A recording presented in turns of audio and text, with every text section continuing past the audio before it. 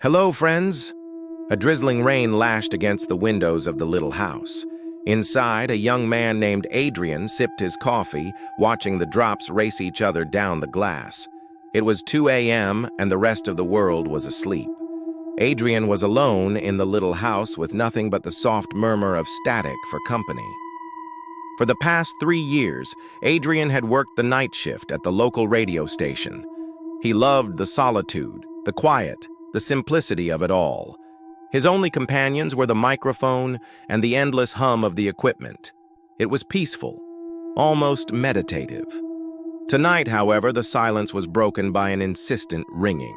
Adrian looked up to see the phone line lit up. He smiled. Late-night calls were rare. Usually the line was silent or the calls were filled with drunken laughter or the occasional crank call. He picked up the receiver. "Good evening," he said cheerfully. "You're on the air." There was a long silence. Then a voice, raspy and trembling, whispered, "Don't let them in." Adrian laughed nervously. He knew just what kind of call this was, the kind that made late-night radio hosts across the country roll their eyes and change the subject. Pranksters pretending to be on the other side of the veil, whispering secrets from beyond the grave. He was about to hang up when the line went dead. Adrian shrugged and returned to his magazine. Perhaps it was just a prank after all. But a few moments later, he noticed something odd. The handle of the studio door was turning, slowly but surely, as if someone were trying to open it from the outside. But he had locked the door before starting his shift, and there was no one else in the building. Adrian stood up, his heart beating faster. "Probably the wind," he muttered, chalking it up to the storm raging outside. The thought of an open door meant nothing in a place like this. All the doors in the building were electronic, opening and closing with the push of a button. Still, he couldn't help but feel uneasy. The phone rang, its insistent jangle making him jump. He picked up the receiver. "Hello," he said cautiously. The voice was back, more frantic now. "They're behind you," it hissed.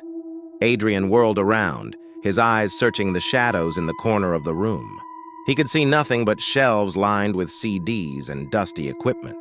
The storm outside seemed to grow louder, the thunder rattling the windows. The phone rang again, and when Adrian answered, he didn't hear the caller.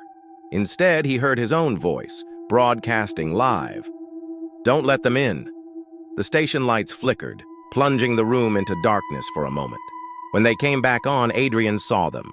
In the glass wall that separated the booth from the rest of the studio, he saw tall, dark figures standing silently, their faces obscured by the shadows. They seemed to be watching him, their gazes boring into his. Panic constricted his throat.